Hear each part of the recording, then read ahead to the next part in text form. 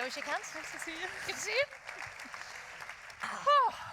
Oh my goodness, it's gone dark. Welcome everybody to the Edinburgh International Book Festival. It's beautifully sunny outside, but you don't need to know that right now. You'll be out just in time for the rains. How we're going to do this, a massive welcome to each and every one of you. Thank you for joining us all tonight. Thank you also to RBS, who's the very kind sponsor of this event.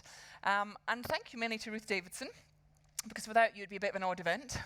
So thank you for being here. I'm Katherine Grainger. I'll be chairing this event. And just basically how it's going to run is Ruth and I will be just chatting for a while. Feel free to listen in. And at the end of that, we'll probably have 15 to 20 minutes, hopefully, for lots of questions from as many from you as we can get through. At the end of that, there will be a signing next door in the signing tent. So stampede gracefully that direction, and then you can get your one-to-one meet with Ruth. And we'll continue from there, really. Fantastic. So it's going to be a nice, chatty event for all of us. The other thing I've got to advise you of is, ideally, if all your phones can be switched off. And you can tweet about the event, but when the lights come up for the questions, that's the best time to tweet, I'm told. Otherwise, it just looks like you're doing your emails while we're chatting, which you might be doing. And the other thing I have to do is please urge all of you to stay to the end.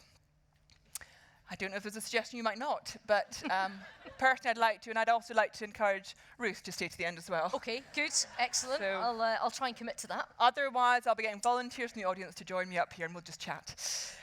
So obviously, the main reason we're here, Ruth is doing paperback and hardback versions of Ruth's book, Yes You Can, which I would highly recommend. I've got my post-it notes because I've read it so thoroughly. And the bit I loved, well, I loved loads of it, but the bit you said when you were growing up, and you wanted to be a professional snooker player. Yep. Or a sheriff with a badge. And a gun. And a horse. Yep. Anything else? Yeah, no, I have always known exactly what I wanted to be in life. It's just it's always changed. So at different points. So I wanted to be an archaeologist at one point. I think it was Indiana Jones, wasn't it? Yeah. I'm of that age. You like accessorizing, don't you? I love an accessory. You wouldn't think it, but yeah, no, absolutely. What else I want to be? I mostly wanted to be Kate Adie. Okay. Yeah, when I grew up for a lot of time as well. So yeah, I've gone through lots of incarnations. But I didn't get, I want to be an author when I grew up. No, it's really hard. And yet here we are at the book festival. Yeah. Well, I got a invitation from a publishing company to come in and have a chat with them, and they said, "You've got a really interesting voice. Have you ever thought about writing a book?" And I thought, I'm far too busy for that. No. Far too busy. Far too busy for that. They said, "Well, if you were to do it, what would you want to do?" And I said, well, how do we think about it? And I thought, there are so many interesting people in the world. And what I loved, I used to be a journalist before I was a politician, and I don't think you can do either if you don't like people. And I find people immensely interesting. There are very few proper dullards in the world. Like, even folk that bore you senseless, in the golf club bar or whatever. You're going to name any? No, not at all. Okay. None of my father's friends. No. All here tonight. We've gathered them all. No, if you get them talking about the one thing that they're passionate about or interested in or they know more about, like, there are very few properly dull people in the world. So I thought, what I would love to do is talk about women who have done something in a space where women don't usually do it. So the way in which this book is structured, it's some people that are famous, some people that are not famous, but that have all operated in really male-dominated spaces, or spaces where men are paid a lot more than women or whatever, like sport, like yourself, or people like that are involved in Melinda Gates in computer science, or in Theresa May's in there, and politics very male-dominated. I've got a former moderator of the General Assembly of the Church of Scotland, because religion is very male-dominated. In areas like business, Martha Lane Fox, who built a multi-million pound business and sold it, is in there. So like all of these really, really interesting women, and talking to them about the bits that interest me most, which is not just the successes, which you can read about in Wikipedia, but how hard it was to get there, and also about the failures, because you can usually learn a lot more from talking about that. And God love them. There are loads of people in there I'd never met before in my life, and I basically got in touch with and said, this is the project I'm trying to do. I think it'll be really interesting. I'd love you to be in it. and when we got to doing the proper interviews and stuff, really opened up about areas that actually it's nobody's business to know about, and talking about, Martha Lane Fox had been in a really, really bad accident and lost a lot of her insides and had to have a surrogate in order to have children, and all these sorts of things that are all of the bits that you don't see when you see someone as the CEO of a FTSE 100 company, that they've got a life as well as a career. I'm passionate about telling people stories, and that's the bit I loved as a journalist, was I loved the interviewing. Bit more hard work actually writing them up and then writing the book around it, but the actual going off and interviewing people was such a joy, and I enjoyed it so much. It really reminded me of why I used to love speech radio, which is what I did most of, and why I just find people fascinating. But you also couldn't just talk about other people. Yeah, I really wanted to. I pitched it.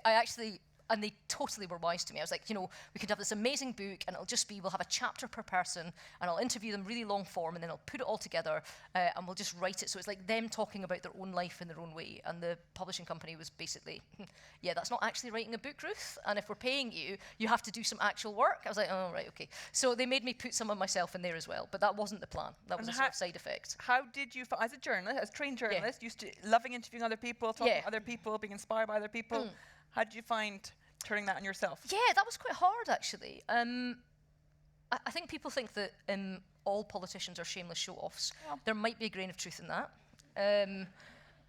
However, actually trying to question big pivot points in your own life and explaining how things have changed you, there's some stuff that you're not proud of, and there's some stuff that you maybe don't want the world to know, and particularly not in the space in which I operate, where all politicians get a huge amount of dogs abuse, and actually voluntarily making yourself vulnerable in some areas might not be helpful to getting re-elected, or it might hand ammunition to your opponents, or whatever. So there's kind of am I jeopardizing my actual job and role and responsibilities that I do every single day by doing the side project and opening myself up to questions and abuse and all of this other things? So yeah, I mean, I think, I think you get to the point where you're just like, sod it. They're going to shout at me anyway, so I might as well be honest. And I had always said for years, I've done a bit of work with a mental health charity in Scotland called SAMH. They're very, very good at working with legislators on how to make things better. And I talked to one of their people and said, look, I really want to talk about having had clinical depression and stuff in the past, but I'm really worried about, if I did an interview, every journalist wants a headline, and I know how that works. I need to frame it in a way that I'm comfortable with. And actually, the book let me do that in a way that let me explain where I'd been is not where I am now, but that I have to be good and I have to keep on top of it, and that it doesn't make you weak, and you can go on and have a job that is, horrendously chaotic and long hours and lots of pressure and scrutiny, and still be on top of your mental health and making sure that you exercise your mental health. So, I mean, I'm not trying to proselytize, but I hope I was able to show where I've come from and that you can go on and do this. And I just think that if I'd known when I was really bad, when I was a teenager, and I was having a really tough time, that you could do this, having had a history of depression. I mean, I always thought that would count you out from doing politics. It would have helped me. It would have made the journey easier, and hopefully I made it easier for other people. So in an element in the writing, were you conscious of the profile you have, the book reach that could have, that your words will count, that your words will have an element of role model, impact, learning? Kind of half and half. So because I'm a journalist, I procrastinate right up until a deadline's due. So I did lots of thinking about... That's not just journalists. Oh, right, okay, that's good. Deadline's a great muse. So I did lots of thinking and introspection and blah, blah, blah, blah, blah, but no actual writing until I was in an utter panic going, I've got to hand this in. So in terms of the words flowing, they came out quite quick, but the thought behind them had gone on for some time. And because you are incredibly open about your own history, and you things I didn't know. You talked about a couple of major sort of physical accidents you'd had in your life. One when you were 5. Yeah, I have got a really cavalier attitude to personal safety. Yeah. Yeah. So I've broken easily 15 bones in my body at different times. Does that get careless? I mean, what's happening there? Well, I mean, to be fair, some of them weren't all my fault. Okay. some of them totally were my fault. Okay. Some of them were just stupidity. Yeah, I think breaking several bones in my foot because I was running late for the school bus and impaling my foot on the banister of my house. That commitment to that school bus, though, no. That is incredible. The reason that I tell that story is only to embarrass my mum, because she refused to write me a note for PE that day. So I like to cast it up. I was like, I have several broken bones. And then the school nurse phoned her up and was like, Mrs. Davidson, I think you need to take Ruth to the hospital. And she was like, I've got to take Ray to the hospital, my sister, because she got conjunctivitis. No, you need to take Ruth to the hospital. No, there's nothing wrong with Ruth. It's like, yeah, we think she's broken several bones. It's like, but I've got golf, I can't possibly. That part's not true. Please don't write that up, any journalists. My mum will kill me. So did that. But the one you're talking about, I got run over by a truck when I was 5 and broke my leg, shattered my pelvis, my femoral artery was crushed and had to be rebuilt. I severed the nerves all down my shin and still can't feel anything. So I still have like one leg longer than the other and one foot shorter than the other and all sorts. I was in a full body cast up to here once the traction and stuff came out. I had pins in my leg and stuff. So, I mean, I was in... One of the things I'm so invested in the sick kids hospital story that's happening right now is I spent what seems like half of my childhood in the old one at Sheen's, and I love it. And my sister's a doctor and she trained in Edinburgh and used to sort of revise and work out of there and stuff because she lived up in Marchmont. So I popped in and out a lot, and I've had one time that I've had to take baby Finn to there as well. And so I love that building, but I totally recognise that we need to move to the next one. But and that's why I'm kind of really involved in, look, we need a proper children's hospital, because I was stabilised in Kirkcaldy because I grew up in Fife. So the Vicky made sure that I didn't die. And I was sent to the Western, and they took one look and went, we're not specialist enough, we cannot fix this child.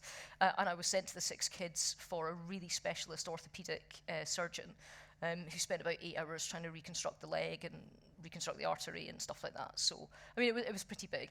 And then when I was 25, I broke my back in 3 places. I jumped headfirst through a window frame on command in the Territorial Army, so that'll do it to you, it turns out. Lessons for everyone right there. Yeah.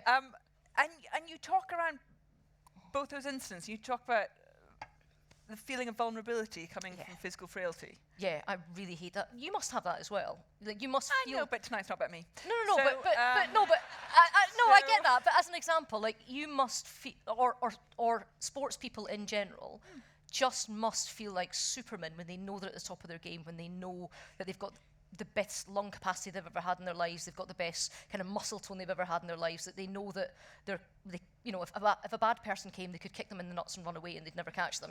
Like, that sense of being able to look after yourself gives you a confidence, and knowing that you can't do any of that, that you are vulnerable if somebody wanted to attack you. And I felt it actually when I was very heavily pregnant as well, that idea that if somebody wanted to do something to me, I couldn't defend myself.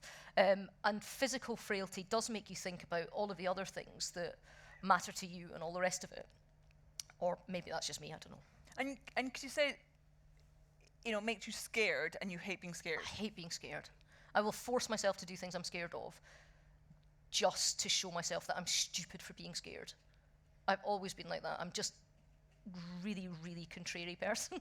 And what some people obviously know you over there. What characteristics is about it that helps you, whether when you were 5 or when you were 25 and went through these horrific injuries, that overcame that?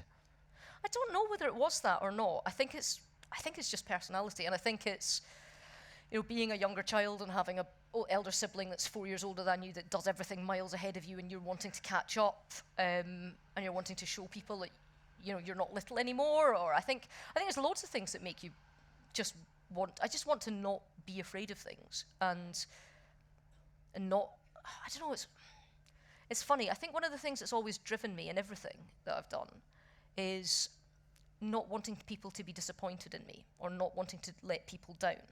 And that is a very different thing to wanting people to be proud of you or to pat you on the head or to say well done. And it's a much more strong driver. And I think it's probably, I don't know, Presbyterianism or kind of Scottish kind of pull yourself up by the bootstrapsism or whatever it is. But that's always been one of the key drivers. And did that same instinct, the same characteristics that helped you overcome the physical things were the same things that helped you overcome the depression and the the mental I- illness, or is that I don't know. I mean, I very think different? it's weird because I talk about it in almost the present tense in there, and I'm not trying to dodge the question, but it is a really long time ago. So I was diagnosed at 18 and I'm now 40. So, you know, the difference is huge in terms of how well I know myself and how I know if I'm beginning to get bad, how to self-correct and to be on top of stuff. I think what really struck me at the time was we didn't talk about, you know, however many years, 22 years ago, about depression in the way that we do now, and so much better that we do. I didn't know anyone who had depression 18 years ago. I thought I was going mad. I thought this was what madness was. And it turned out I had a really bad reaction to the antidepressants that I was put on. But every time I went back to the kind of student health centre, because that's where I was at the time, I said, like, things aren't better, they're worse. They just kept doubling the dosage, which then made it worse. And it became this whole vicious cycle. And it turns out I have to be really careful about how I say this because the company is very litigious. So it's written very specifically in the book. But the brands and type of antidepressant that I was on, since I finished taking them, has had many class actions around the world that they've settled for actually making some of the symptoms, including suicidal thoughts and tendencies, worse in lots of people. I think I've said that in a way I won't get sued. We'll find out. Yeah, we'll find out. Tune in next year for Ruth Gets Taken to Court. Yeah, so I had a very bad reaction, but I didn't know that that's what was happening. I thought I was spiraling worse and worse and worse. And in the end, after a number of kind of years and, you know, various different manifestations of self-harm, whether that was physical or otherwise, I sort of made a decision in my head to sort myself out and stop taking my tablets. And I wouldn't recommend this to anyone. I would always, and I make very clear in the book that this is not a recommendation for people who are undergoing medical treatment, because it has changed hugely in 22 years, and GPs are so much better at this sort of stuff than they used to be. But I did all of the things that I knew I would need to do to rebuild my life. So I left university with a degree, probably not the degree I was capable of, probably more than I deserved. Went back to my hometown in Fife, got a job at my local paper, started building a routine in my life. I got rid of my pills. I promised myself I would never, ever, ever take antidepressants ever again, and I never have.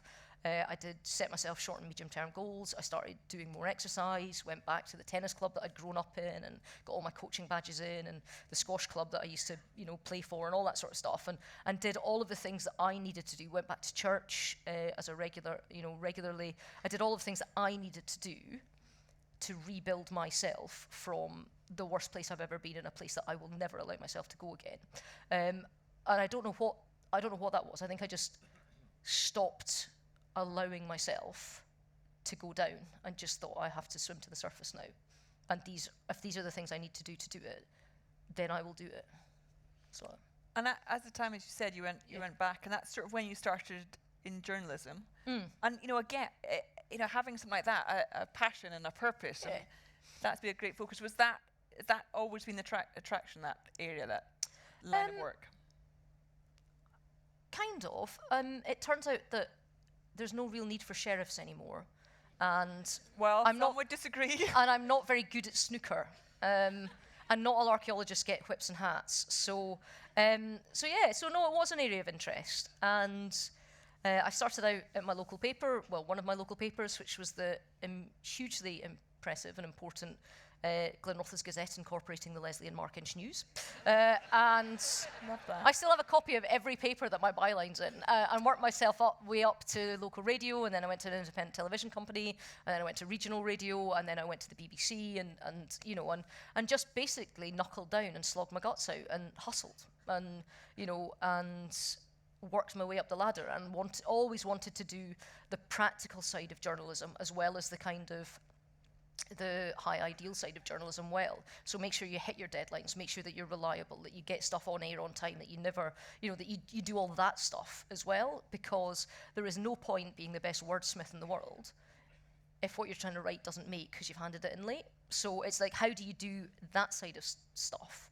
And whether that's working late into the night, whether that's, doing whatever it is that you want to do, like hit your straps and be professional about it, as well as allowing yourself to pick the interviews you want to do and to pitch ideas, and the kind of romantic stuff comes after. So again, it's that kind of Presbyterianism of pay your way, pay your dues, do it proper, it proper. So try to do that. And I love it, and you talk about it really well in the book. There comes a point in your life when you're fed up of telling the world about what's going on, and you want to do something about it, have an impact on it, and that's when you move towards politics. I know, it seems mad now, but but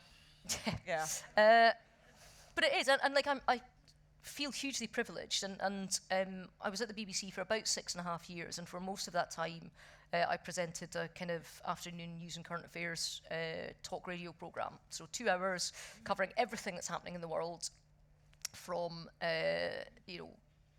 local news to Edinburgh or Glasgow or wherever, to international news. Not my finest hour, but I did actually wake up the BBC's South American correspondent to do a segment on the Great Beaver Plague of Tierra del Fuego. And that wasn't your greatest moment? Only because I wanted to say the words, the Great Beaver Plague of Tierra del Fuego, as many times as I could on the radio, and God bless him. The guy's name at the time was Elliot Godkin, I remember that. I think he's off being a correspondent somewhere else now, and he knew exactly what me and my co-presenter were doing, and just rose to the double entendre challenge throughout this entire radio thing that was pre-Watershed and should never have gone out. But we put stuff like that in amongst talking about, we had a Pope passing, we had... And you want to leave this behind? Yeah, well, we had the terror attacks in Glasgow Airport during the time that I was there. It was a really interesting time, and I loved it, and I always felt privileged about what I was doing, and it is, you get to basically hold politicians or people of interest to account and grab them by their metaphysical lapels and push them up against the wall and ask them all of the questions that the public wants to hear. And it's a real privilege, but it is frustrating as well, because the job is to tell, unvarnished, what is happening in the world. The job is not to change things. The job is specifically not to insert yourself in what is happening. If you do that, you are no longer doing your job. And I thought that there were things that could change in Scotland, that I wanted to see change in Scotland, and chose to change sides, really. Incidentally, there's lots of people in this book that aren't me that we could talk about, who are really interesting women. I know! Really interesting. But you're really interesting too. So we're going to stay with you for a little bit longer. All right, okay. I guess the move to politics is the interesting one, and obviously at that point no one foresaw. But also what you didn't foresee was how quick you'd also step into the leadership role, because that was very, very quick in your political career. Yeah, you came into that. So I not only was serious about being a journalist and doing it right, doing it properly, and being impartial. I also wanted to be seen to be impartial, so was never political as a journalist, never joined a political party, although lots of my colleagues were, never went on protest march. Actually, I went on the anti-Iraq war march. It's the only protest march I'd ever been on before I became a political leader. Had never, gone out to canvass or anything like that. I'd never, ever done that. So I put in my application to join the Conservative Party, and the day that I put in my application for voluntary redundancy from the BBC, it took me a couple of years to get elected, and on my first day in Parliament, Annabel Goldie, my predecessor, stepped down, and I ran for the leadership, and within 6 months was leader, and I had not a clue what I was doing. Literally no clue. Making all my mistakes in public, with people trying to jump on you, which is what political opponents do. It's not, in most jobs, you make a mistake and you run the photocopier 100 times for something and nobody can use it for an hour. The only people on your floor know about that. You make a mistake in politics, everybody knows about it, because everyone's ringing the papers going, did you see what she just did? And you say quite honestly in the book, it's awful. I had no idea what being a leader was. Oh, no idea. Journalism is a real lone wolf profession. Yes, you work in an editorial team, but you don't work together. You do that story, you do that story, you do that story. You work to the job. I'd never managed a person before I became a politician. I'd never had a single direct report, and I was suddenly in charge of an organisation, that was worth hundreds of thousands of pounds, that had elected members, that had members of staff that reported directly to those elected members, that had members of staff of its own, that had thousands of volunteers. I had all of these different branches. It's not even as if I could go in and go, right, you're good at your job, you're good at your job, you're good at your job, you can all stay. You're not very good, you're not very good, you're not very good. We'll pap you and we'll bring in more people, because that's not how elections work. So you work with what you have, and you have to bring people with you as you're trying to change an organisation. And a lot of people had been with us for a really long time, and people are resistant to change, but we were an organisation that, when I was elected in 2011, had a run of bad elections, and we needed to change hugely. And it's, I had to learn a lot about how to bring people with me. And the only leadership training I'd ever had was my army officer training in the Territorial Army. And it's not quite command and control. You can't command volunteers to do things, but it's how do you take the lessons of, something called a noodle loop, like orientation, decision, action, all that sort of thing. How do you decide, the best course of action with the information you have available? How do you decide when it is to change plans because things around you have changed? So it was, it was an enormous learning curve. And it's the bit that people don't really see. So overhauling our party communications, structures, candidates, how we fundraised, how we advanced our membership, the campaigns that we ran, the management. My first management board of the party, I was the youngest person in the room and the only female, apart from a secretary who was on a separate table facing the wall. That's how the party was run when I became the leader. I was like 20 years younger than anyone else around the table, and I was suddenly in charge of it. And they were all telling me, no, you can't do this. Tell me you turn the table around. In every sense. No, I got a man to take the notes. No. I overhauled the entire narrative of what would you say now structure of it. Your leadership style is? Come on, lads, follow me. I think I take a lot of myself. I still take too much on myself. I'm still not as good at delegation as I should be. I need to be better when I'm in something that's quite consuming. I need to be better at taking a step back and being able to view the horizon as well as what we're in. And I've always been a bit like this. If there's something needs doing, right, let's everyone put their shoulders to the wheel, let's do it, including me, and not necessarily taking myself out enough to kind of do the command and control stuff of applying troops to task. Sorry, I have gone back into army speak now. So I need to be better at that, but I think I have gotten better down the years. And the one thing that you learn, again through the British Army training, is this is the objective, this is what we want to achieve. You're in charge of getting us there. How you do that is up to you, but get us to there. So in a military context, that is take out that machine gun nest and then secure the hill. Do you want to take a left flanking maneuver, a right flanking maneuver, or go down the middle? Like, it's up to your platoon commander to decide that. So I want us to achieve X, and I want us to make this sort of splash on this issue and make a difference, and I want to get third sector endorsements from X, Y, and Z. You are the portfolio holder for that. How you go about that is up to you, but this is where we need to be a year from now, and check in with me. So it's that side of things. So it's empowering people to know what it is that they're working towards, and letting them decide how they are best able to use their skills to get there.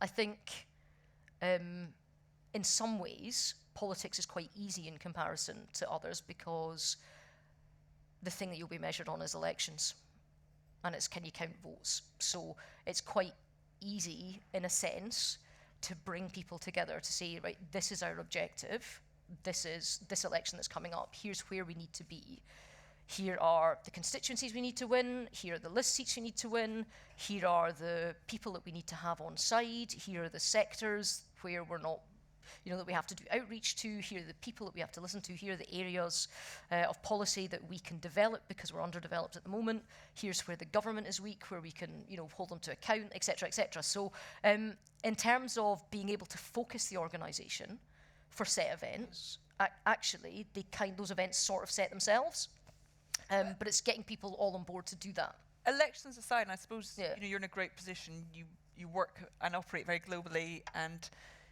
when you look around globally, and if we stay in politics, who would you look to and say, great leadership now?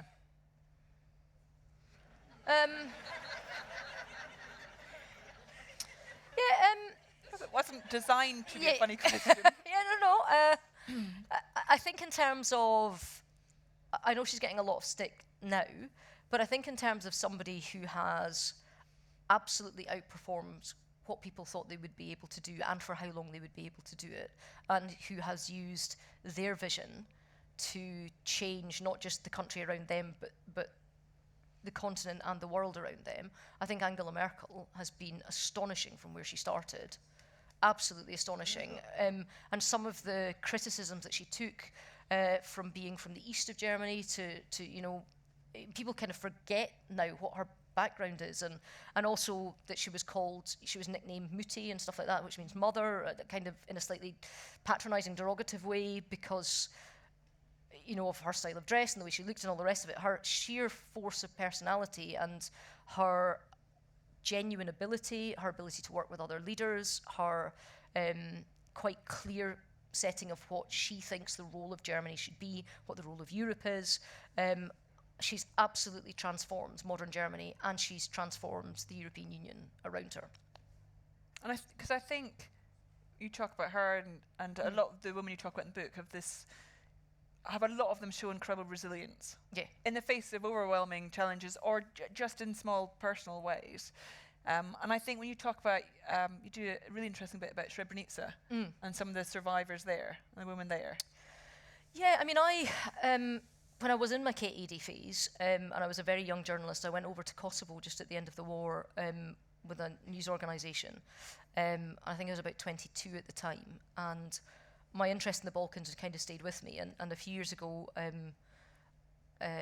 kind of helped set up the board of a charity about the genocide in Bosnia called Remembering Srebrenica, and have led sort of delegations back out there so that people can learn what happened. Because for those of you who don't know, during the Balkans War, there were some areas in Bosnia where they were completely surrounded by Serb forces. The United Nations said that if you come to these enclaves, we will protect you, but you have to give up your weapons. And we've done a deal with the Serbs so that they don't come in and kill you, and all the rest of it. And the Serb forces did come in, and the UN didn't think that they were able to defend them and stood aside, and thousands and thousands of people were killed. And they were all men, so they separated the men and boys over 12 out from the women, and they put them in coaches and drove them to places where they were essentially liquidated. It's the only period of internationally recognised genocide on Europe's shores since the Holocaust. And they buried lots of people in mass graves, and then what they did was they sent diggers along to dig up the graves, and they get a digger and sort of dig up some bodies and put it in the back of one flatbed, and the next scoop went in another flatbed, and the next scoop another one, and they sent them all off in other directions. So nobody could ever find them, and nobody could ever put them back together, and nobody could ever know what had happened. And we're talking thousands of people, and there's still work going on today with fragments to find this lost generation of men and boys. And because of some of the politics of the Balkans, and because of some of the deep scarring within the society, nobody recognised this for years and years. The women really had to fight to have their voices heard and to present themselves to the international community, to get involved in the Dayton Accords, to tell their story again and again. And there's a former Bosniak soldier, who works with the charity over there, who was part of the siege of Sarajevo and is a really brave guy and a really articulate man. And he is absolutely convinced that if it had been the other way around, if it had been the women that had been killed, the men would never have campaigned to find them. They would have just internalized it and drunk their sorrows away, and they would never have knocked on the door of the international community. The Dutch government, because it was a Dutch brigade that was protecting Srebrenica, the Dutch government resigned because of the failures of their soldiers to protect the civilian population. Bill Clinton did a huge amount to make sure that there's a national memorial there, that there's a centre there that people can go. And the sad thing is, because of the politics of the Balkans, that the current mayor of Srebrenica, who's a Serb, because it's in Republika Srpska, refuses to admit that it's happened. He is a denier. The actual mayor of the town in which this happened, where many of these wives and mothers still live, many of whom themselves were abused because rape was used as a weapon of war all through there. I mean, it is one of the darkest chapters. And I think my feeling is, when that was all happening, I was kind of in my late teens, early 20s, and I found it really confusing. Like, I'd grown up on war films from the Second World War. It was really easy to tell who was the good guys and who was the bad guys. And I couldn't understand the Balkans conflict and Serbs and Croats and Bosnians and all the rest of it. And to be honest, I sort of turned my face away when it was on the news. And I think lots of people in the UK turned their face away, and that's why I got involved in the charity, because it's only because we don't learn our lessons from history that we allow it to be repeated. And it's only because people turned their face away that that happened in the first place.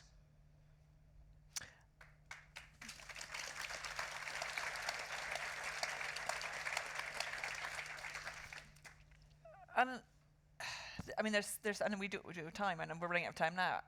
There's so many positive stories in this book. I mean, some heart-hitting, exactly like that. Yeah.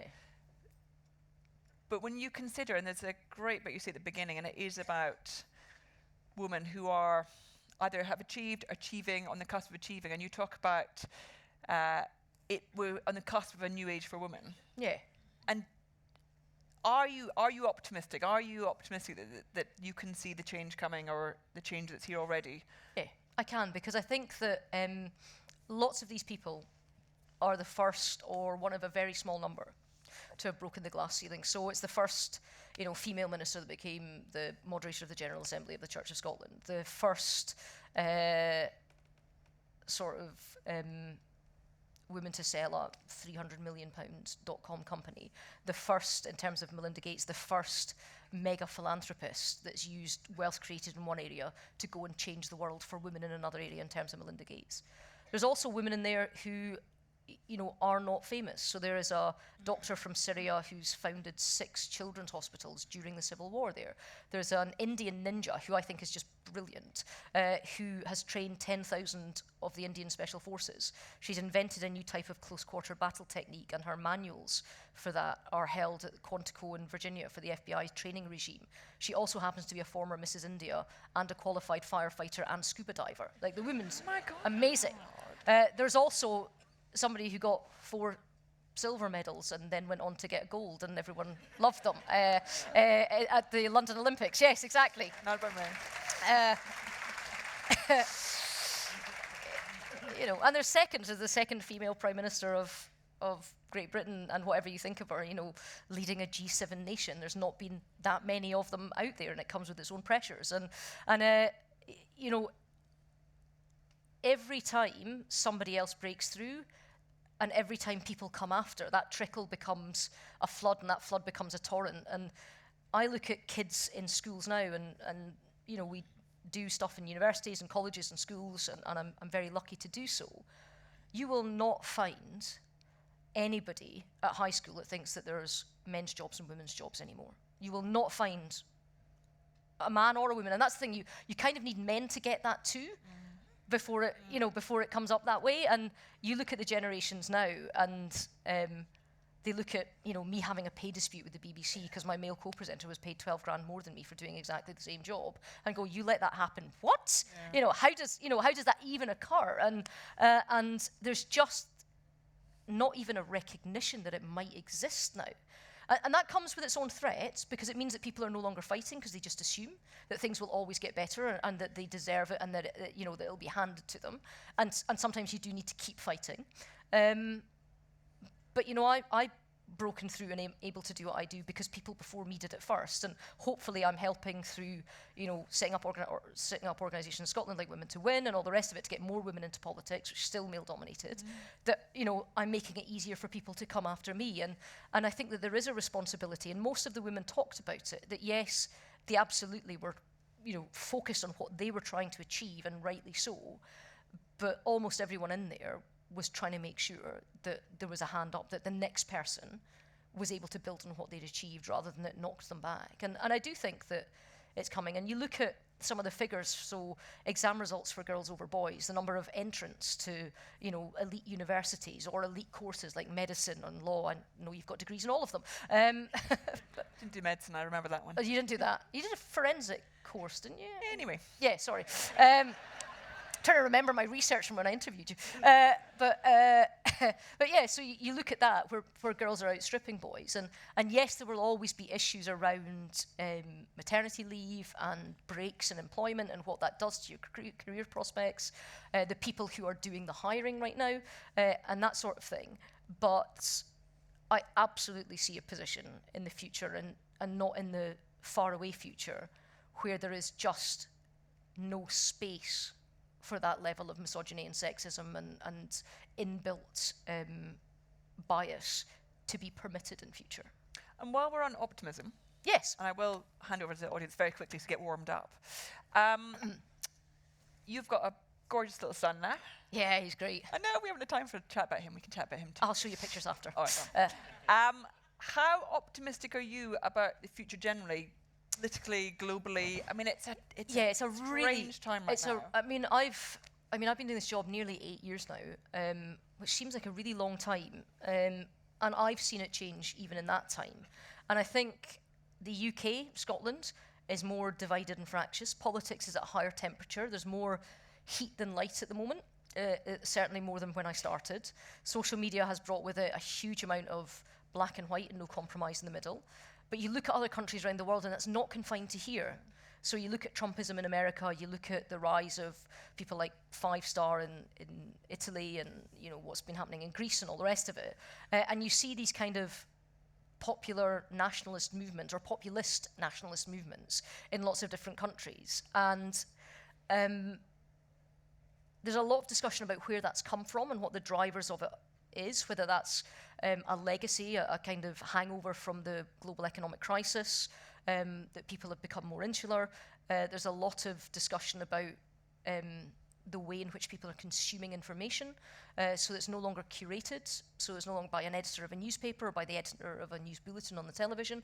It's misinformation coming from social media, etc. But I don't think that it can continue indefinitely to get worse in that sense, because we've seen it throughout history, and if you take a really long view of history, you've seen mobs and riots and martyrs and all the rest of it, and there has always been a backlash against that sort of fundamentalism, and there has always been, certainly in this country, there has always been a demand from the electorate to modify parliamentary behaviour and to have people operating at a certain level. And I think there will come that backlash in the United Kingdom as well. And you simply cannot get things done if you believe in absolutism. Compromise is so much of a dirty word these days, and it shouldn't be, because nobody wins elections forever. You have to work with people across the aisle if you want to get stuff done. And if you refuse to work with them now when you're in opposition, if you can't expect them to work with you when you're in government, you cannot get things done. So we have to kind of get past the identity politics. And it's so guilty at the moment of people dismissing the speaker rather than listening to the idea and engaging or challenging or that. Or so if it's an education policy, oh, well, don't listen to them, they're a Tory, or don't listen to them because they're a nationalist, or whatever it is. Corbyn's got an idea, well, he's just an old Marxist, so blah, blah, blah. And there's so much of that goes on in internet pylons and social media, etc., that I think you as electors and voters and all the rest of it will come to a point where you actually just demand better of your politicians because they're not serving you well. This Yaboo sucks punch and duty that's happening right now is not serving the country well, and there will be a proper demand for thoughtful engagement, and the pendulum will swing again. honestly believe that. Okay. Hopefully. Yeah. Right.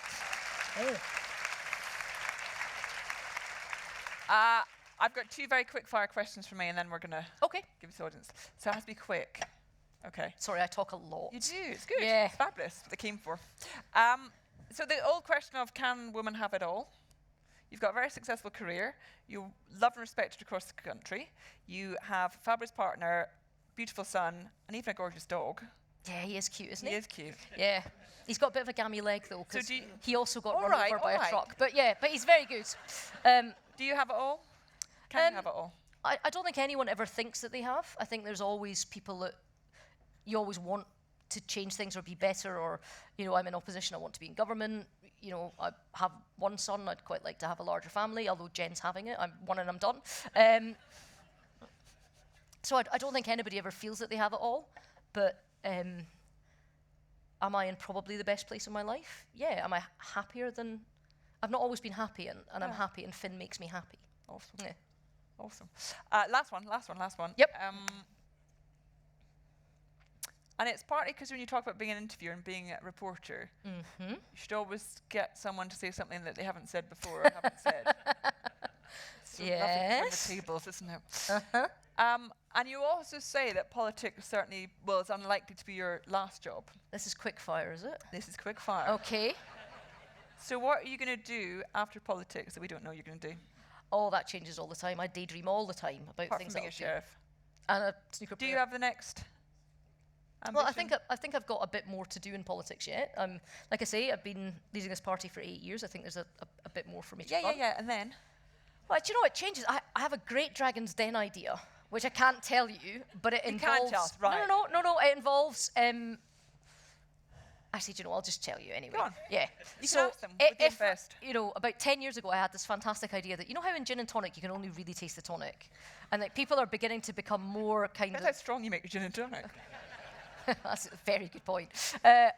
But people are getting more and more bespoke about the gins that they drink and all the rest of it. And lots of gins taste a particular way. I wanted to do different types of tonics that you would sell to high-end boutique hotels and stuff that paired with a gin. I think that's been done, hasn't it? Yeah, well, it wasn't 10 years ago when I first thought about this. I've Okay. been thinking about it for ages. My dad used to run a distillery, a whiskey distillery, not a gin one. And I'd kind of always thought that you would have, you know, I don't know, a silver, gold, black, pink, whatever, and you would have a Martin Miller's and green, and you would have a Hendrix But and you can't do pink it now. or whatever. Well, it's kind of been done, as you say. Okay. I also wanted to make furniture. All right, anyway, we're going to move back to the audience. Yeah, handmade furniture. I'm quite good with my hands, as you would expect. Short hair, flat shoes. Davidson Furniture coming to Yeah, you live. All right, exactly. let's bring up the house lights. Oh, we've got questions already. So we've got 4 roving mics. What I have to ask you, could you keep your hands up? We'll get the mics to you and wait until you've got the microphone before you ask your question, please. Can we get one microphone over there? And one to the lady here. Judge, go first, because you put your hand up first. Is it working? And what about questions over this side? Want to get you warmed up? Hands up. Oh, warming up still this side, okay. It's on now. One quick comment just from the quick fire questions was I found it really interesting travelling in Africa, how the people who had so little were grateful for what they had rather than focused on what they didn't have. And then you come home and realise that you spent half your time wanting things that aren't what's actually important, what isn't. The question was, you were talking about your leadership style and you still felt maybe you got too involved and needed to see the horizon. How on earth was being on maternity leave and not saying anything when all the stuff was happening this year? Or is being there part of what's made you realise that normally you're involved too much? Yeah, do you know, it was really strange. So I thought I had planned it perfectly. So when I got pregnant last February, Brexit was supposed to be done by September in time for sign-off at the EU summit in October, and Finn wasn't due until the 4th of November. So like, I genuinely thought, right, well, I'll do my duty, and we'll get through all of this, and then it'll calm down, and then I'll be able to have this time with my son, and it'll all be fine.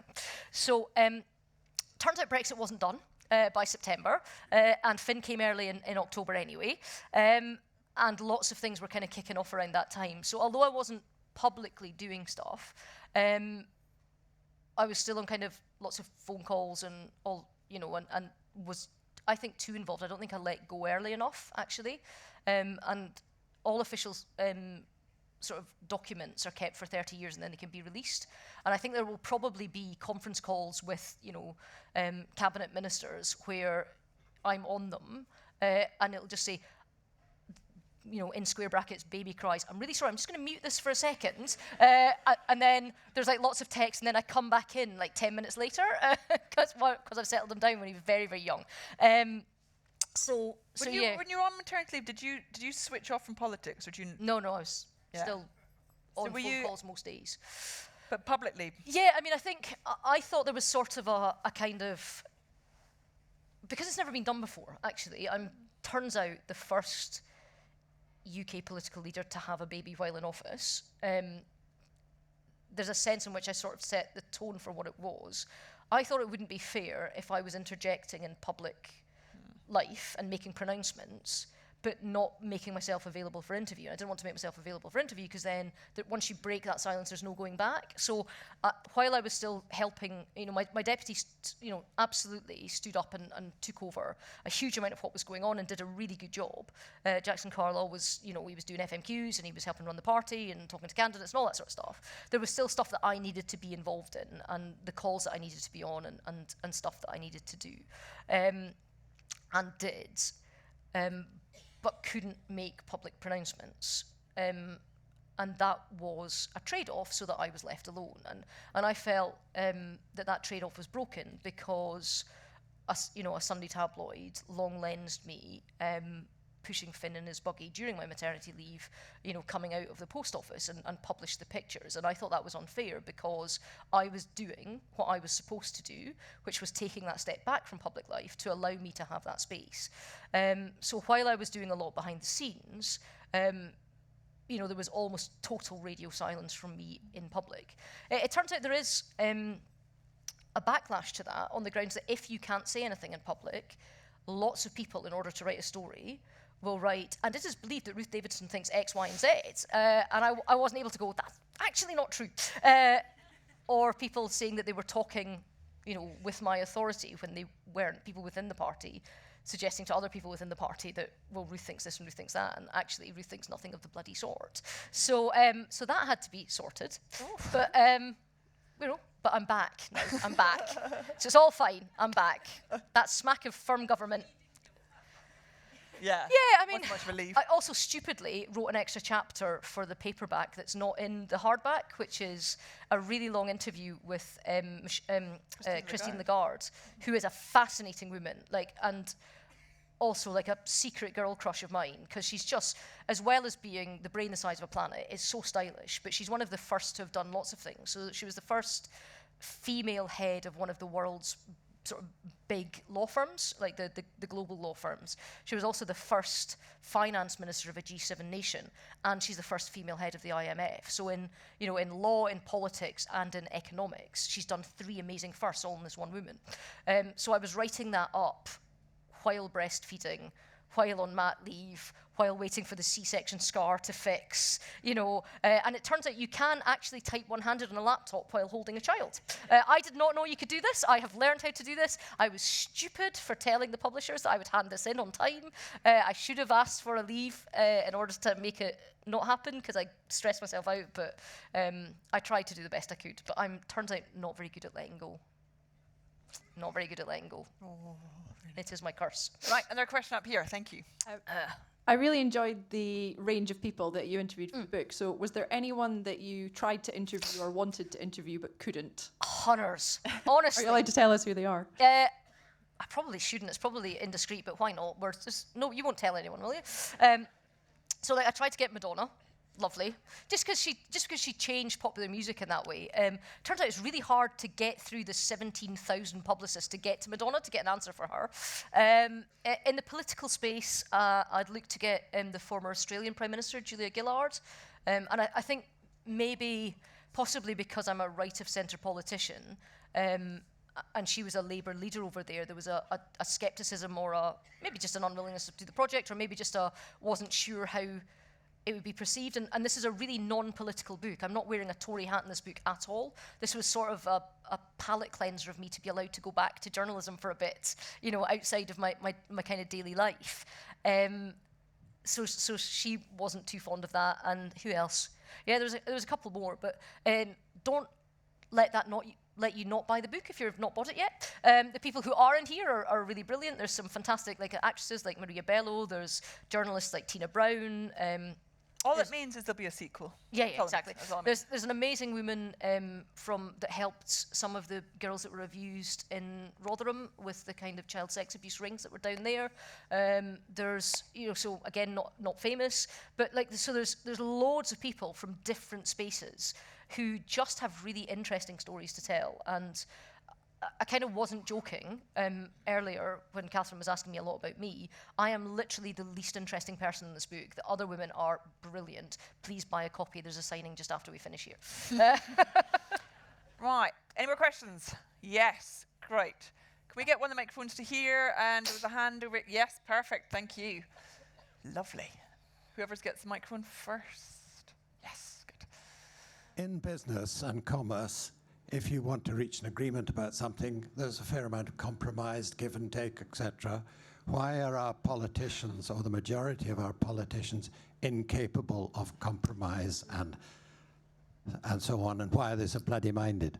Yeah, I think that comes back to what I was saying before, this heightened idea of tribalism that's involved in politics right now, as well as kind of the politics of identity that's going on.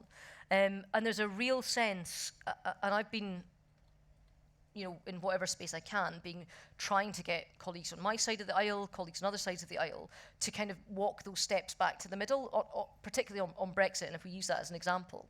And there are so many people that have made the perfect the enemy of the good. I know that there are lots of people that didn't particularly like the deal that Theresa May brought back from the EU.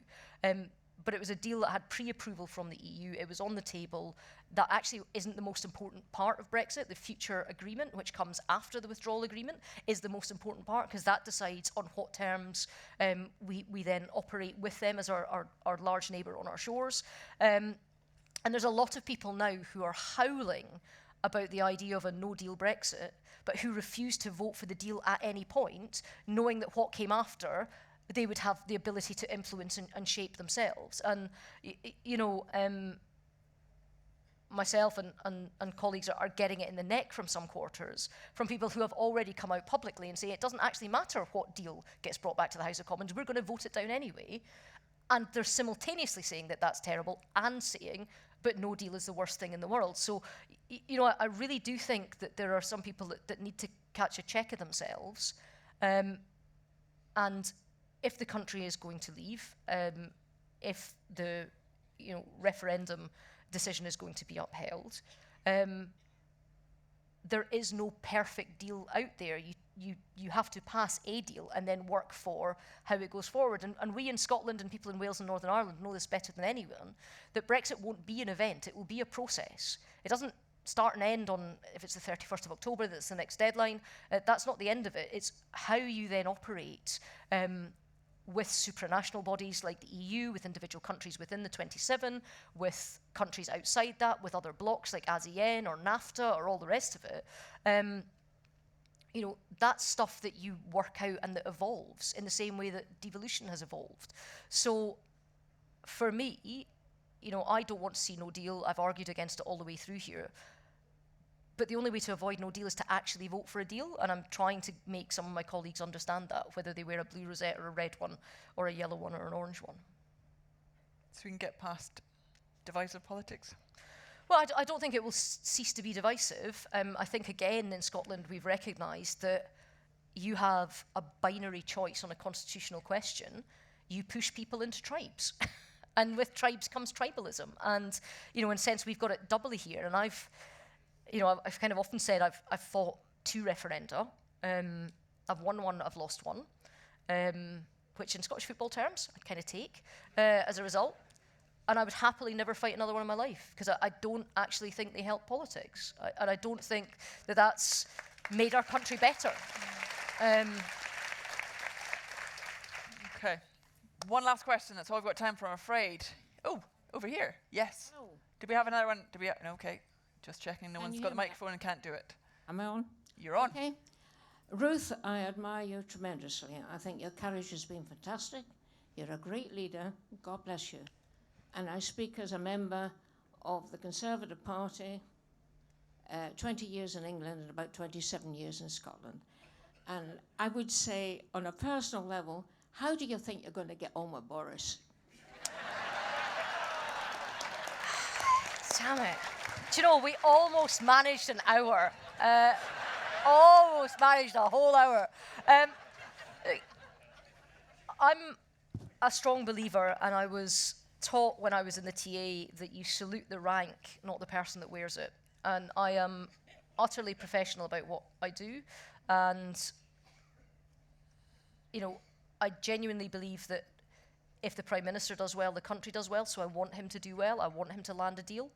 And any, you know, background that we have, I think is completely irrelevant to looking out for the national interest. And I will always endeavour to do that to the best of my ability and for what I think that it is. I personally don't think that no deal is in the national interest, which is why I'm arguing against it. And that's sometimes where some of the clash that's written up comes from. I also have been very fortunate in my life to have met a number of Prime Ministers, both from the Conservative Party and from the Labour Party, and to have been lucky enough to have seen behind the door in number 10, both in kind of peacetime and when it's chaotic.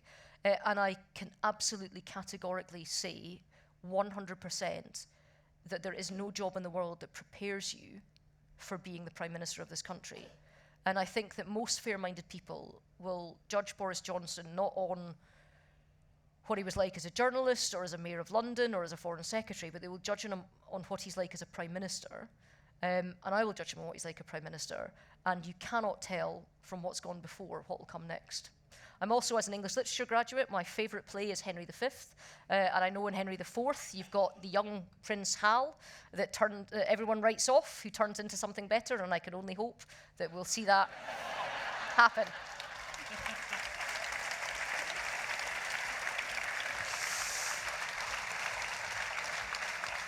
Is that us? That'll do. And what better notes than Shakespeare to finish on? Yeah, high-minded. We did warn our lovely signer, thank you, Linda, who's been doing this all the time. Yeah, that can if we everyone say thank you, because she's been working very hard. Thank you. But we did warn Linda if we might talk about Shakespeare and we'd go into Shakespearean language, and she didn't appreciate that from signing. So we'll just leave out Prince Hal, and you'll be fine. Thank you all. You've been an absolutely fantastic audience. I hope you've enjoyed it. I'm sure we could have talked long into the evening, but unfortunately other events are overtaking us. Like we said, there will be a signing next door in the signing tent. If you have any more burning questions for Ruth, then buy her book, and then you get to ask a question while she signs it. And I cannot recommend it highly enough. Please do have a look. It's fabulous. And thank you very much for all of you, but also to Ruth for tonight. Thanks, guys.